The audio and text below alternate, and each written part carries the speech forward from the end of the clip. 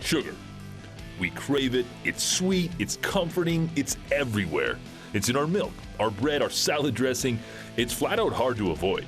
Even if you stay away from known sugar-loaded foods or beverages, chances are you're still ingesting far more than the optimum daily max of 7 teaspoons of sugar as recommended by the World Health Organization. To put this in perspective, a single can of cola has 10 teaspoons of sugar in it. The consequences of too much sugar are more than just a painful trip to the dentist. Studies have shown that a diet unconscious of sugar intake can lead to heart disease, stroke, obesity, diabetes, high blood cholesterol, as well as cancer, according to the Heart and Stroke Foundation. So, why do we continue to consume so much sugar? And what are some strategies to limit our sugar intake without eating tofu and organic granola all day? Hey Calgary, I'm Kevin Jorney. Thanks for joining us tonight on Calgary Now. We're talking sugar, and it's going to be sweet. Tonight I'm joined by Jessica Begg, registered dietitian from Shift Nutrition. Hi. Jessica, good to meet you. Thanks for being here. Thanks for having me. I'm also here with Samara Faleski-Hunt, another registered dietitian from the Downtown Sports Clinics. Ladies, thanks a bunch for being here. Maybe if you would, briefly, Jessica, tell me a little bit about what you do as a registered dietitian. Me, myself, I actually work a little bit uniquely. I work one-on-one with my clients to make them feel better depending on what they come to me for. So it could be anything from eating disorders to weight management to managing their gut. So I usually just kind of tweak what they're doing to just meet their goals. Cool. Well, yourself, Samara? I work downtown as well, Yeah. and I work with a wide variety of different clientele that are really looking at changing their lifestyle to make healthy food choices to better their health, maybe for sports performance, or enhancing their immune system, or dealing with the stress in their life, or just making sure that their families are eating well day to day. It's good. That's good. I think both of you, that's noble work. Good stuff. I'll start with you, Samara. Now, we all know too much sugar is bad for you. That's clearly no secret. Physiologically, in layman's terms, if you can, how is it that sugar is bad for you?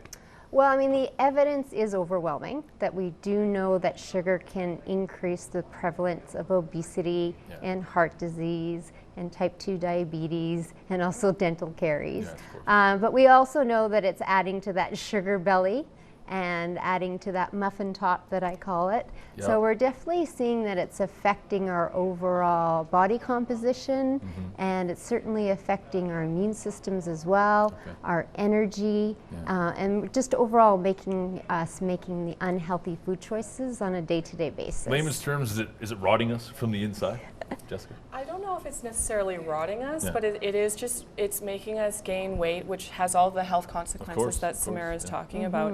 So it's kind of a weird balance, is that we do need sugar in our body. It's an important fuel source in terms of sports nutrition, is making sure that we have carbohydrates, but it's the sources that we get them from. It's important.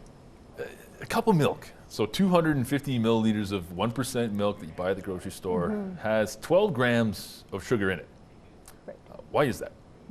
So there's sugar that's naturally occurring in foods, and so that's what I'm kind of alluding to, is that there is sugars that we need. So 60% of our intake is supposed to be from carbohydrates. So that's why we're supposed to be eating actually bread sometimes, right? Noodles, rice, but also milk, fruit. All of those things have naturally occurring sugars that we need for fuel and for every cell in our body to burn. But it's the added sugars that are becoming a problem. Right, so that's important for people to know. Naturally occurring sugars, obviously refined added sugars. That's what I find that people are very confused about, is that they're scared to eat fruit because it has sugar in it, and they're hearing these messages of that sugar is bad, so I shouldn't be eating these things, but then you're avoiding, really healthy foods. So what is lactose that? Sorry, go ahead. Yeah, lactose is the sugar in milk. And that's the sugar that we see when we're reading that nutrition labeling. That could be quite confusing, because you see the word sugar, but you don't know that it's the lactose that you're seeing that's pulling out in the nutritional facts table. Okay, so then it begs the question, what is the big difference then between a naturally occurring sugar and a refined sugar? Well, I mean, most of the sugars, if you break them down, if it's honey or brown sugar or your maple syrups, they're all going to be made up of glucose and fructose, so almost 50-50. So they're all actually leading to the same response in the body. So your blood sugar will go up, and then you'll have that crash coming down. The only thing that changes them is some of them are a little bit sweeter than another, so you don't need as much, maybe honey, as you would use the table sugar sucrose to sweeten a beverage. So how it reacts in the body is pretty much the same. It's just the amount of sweetness. Fascinating, fascinating.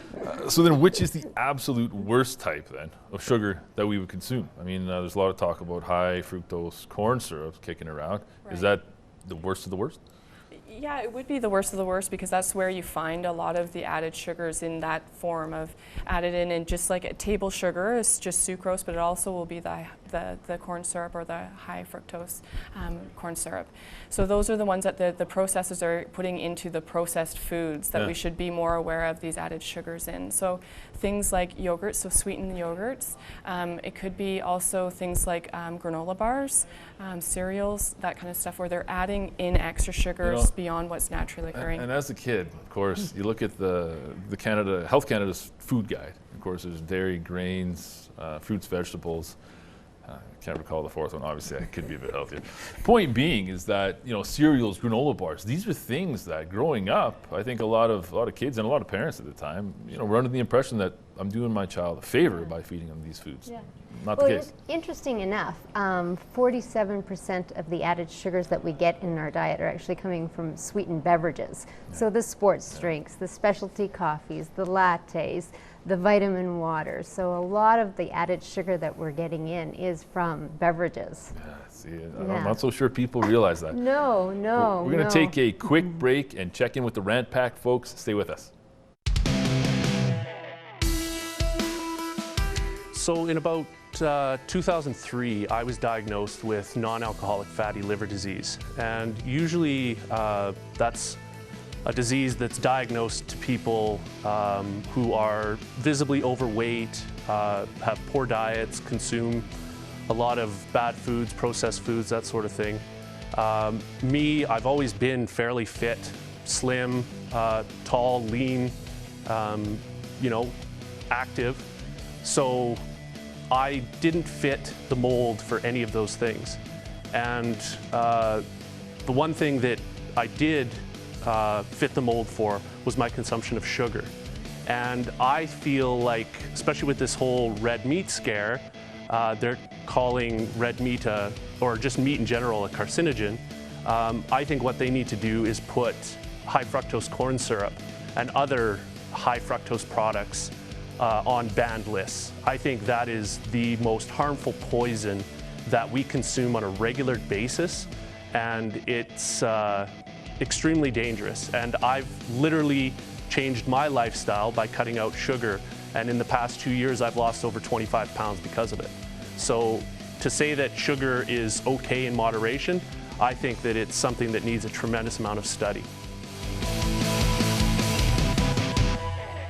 So that was an awfully personal story that Jay shared to us. Obviously, you know, he's changed his life. Are people not educated enough about, you know, what sugar is doing to them? And if so, why? I think because it's just so commonplace. Like Samara was saying, is, you know, these sugary drinks are everywhere. Everybody's drinking them, whether it be at Starbucks or Tim Hortons. So it's pretty hard to avoid them, and it adds up really quickly. So I think that's also that we're just not really aware of how one Frappuccino can be as much sugar as what the World Health Organization is suggesting that we have. Right. So the World Health Organization is suggesting that the maximum, I guess, the daily recommended intake of sugar doesn't exceed 7 teaspoons, right. which is not a whole lot of sugar. No, 28 grams a day. Sorry, how much is it? 28 grams 28 a day. grams a day. Wow. Okay, so with that in mind, a can of Coke, one single can of Coke, you've already exceeded your sugar intake for the day. That's correct. I mean, with that in mind, is it seriously time to maybe have a conversation about some restrictions on these sugary, high fructose beverages?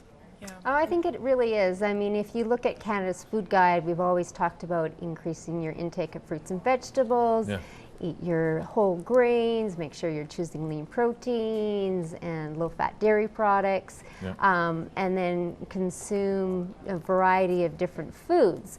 We've never added in sugar, and that's kind of, because those foods that we're talking about in Canada's Food Guide is providing us with good nutrition and minerals and vitamins that will feed our body.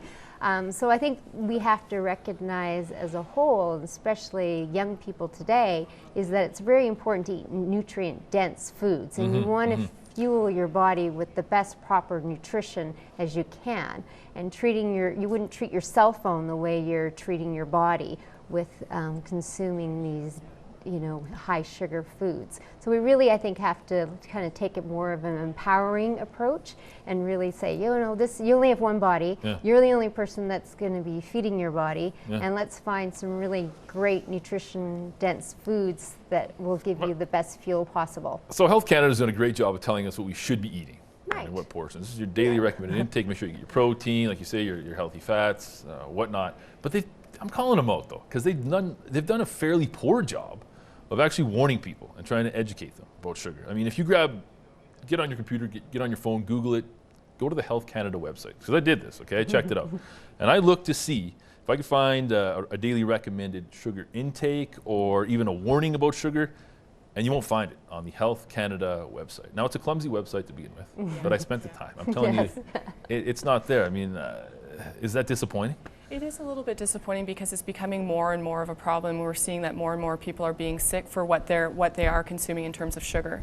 So I think it is really important. And there has been some conversations both in Canada and in the States of having kind of a fat tax on some foods that are high sugar and high fat. So it's something that people are milling about, but it is, sugar is big industry. So I think there's a lot of pushback to putting these kinds of things in. So, it's hard for Health Canada as, a government body to push against that. But yeah, they're trying. They're also trying. There's been a lot of criticism of the food guide because of this whole structure of people are still gaining weight and it doesn't seem to be an appropriate tool, and people aren't really following. It's not necessarily that it's incorrect. It's just not being followed properly. So how, what do we do? Well, that's the thing, though. I mean, Health Canada is aware that there's a problem, and since June of 2014. There's been talk of, we're going to revise the Canada Food Guide. We're going to revise. Well, here we are now. It's it's November 2015. What is the holdup? Do you think, Samara? It's a good question. I mean, these things always take a lot of time. They're trying to revamp our nutritional labeling, the nutrition facts tables. So they invite health professionals, the population, food industry to get involved to make these new decisions. And so I think it is a little frustrating for sure. I mean, you look at the Mayo Clinic and they're recommending no more than 75 calories a day from sweets and treats. And so that's definitive. So, I mean, that's definitely what we need to send some clear messages across the board. That's private enterprise. I mean, you'd hope that government would take the lead and run with it. But of course, like you mentioned earlier, Jessica, there is big money in sugar, there's big power in sugar, and let's be frank, there's probably a bit of a lobby involved here too. Bear with me, it's a bit long-winded. I jumped on an interesting little website. It's the Canadian Sugar Institute. Now, their website is sugar.ca, and I was alarmed, to say the least, to find this. Now, this is, I quote, based on the data available on tooth decay, behavior, cancer, risk of obesity, risk of hyperlipidemia, there is insufficient evidence to set a tolerable upper intake level, UL, for total or added sugars. Insufficient evidence. I mean, how is that remotely true? Well, please. I think maybe correct me if I'm wrong. Is I think because chronic disease is a really complex thing. Is that so? If somebody is overweight, they may have different types of chronic diseases that they're dealing with, whether it be heart disease, diabetes, and is it strictly sugar, or is it the fat that they're taking in? Is it their inactivity? That it's a really complex thing, and so. Okay, I hear what you're saying. Relatively. So it each contributes. So I think sugar. I don't think the sugar industry or the Sugar Institute necessarily wants to carry the whole load. But of course, I think we can set an upper tolerable limit. But then I guess it it does make it difficult, and I think this is maybe why Health Canada is struggling, is there's different recommendations for different people. Lifestyle is obviously a factor as well. Yeah, I don't know. What do you think? You know, that said, though, Samira, do you believe there is an active and powerful sugar lobby in Canada? Well, I think across the board for all food industries. I mean, whether we're looking at the dairy, we were talking about meat consumption. Yeah, of course. Absolutely. So I think we have to kind of step aside and move in a different perspective and kind of look at the health of Canadians. Where do we want to see the future? And really realize that the World Health Organization is somebody that we maybe need to set our guidelines more aligned with. Might be a decent organization to trust. Yes, right? Give exactly. them the benefit of the doubt. Yeah, Folks, we're gonna jump to another quick rant pack break. Stay with us. So a few things to say about sugar. People are very confused on this issue and differentiate between different types of sugar. So I would just tell you, quite frankly, your body does not know what kind of sugar it is. All it knows is that it's sugar. It doesn't care if it's cane sugar or sugar from beets or sugar from sugar cane. It does not know what it is, except that it's sugar. So it can't differentiate. So all this hyperbole about, what is it, corn sugar that's supposed to be so terrible for you? Your body doesn't know that.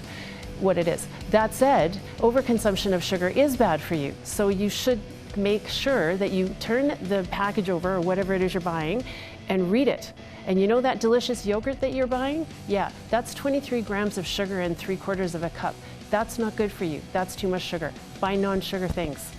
Real food doesn't contain anything but naturally occurring sugars. Just be careful. That stuff will kill you if you eat too much. Also makes your kids fat.